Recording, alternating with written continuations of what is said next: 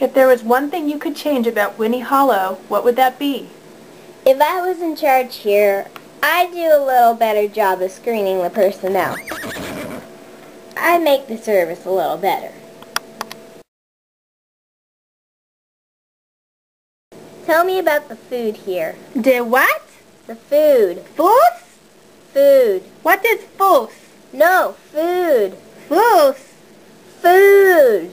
F-O-O-D. Food. Oh, foos. Is the food nice?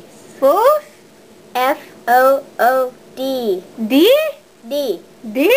D. D? Foos. Food. Foos.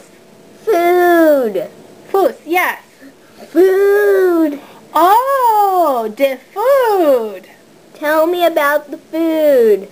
I say it this way. I am hungry.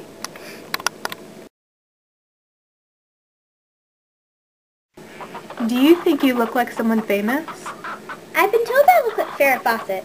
I have the hair, the money, the features, and the fame. Really? They tell me I look like Billy Ray Cyrus.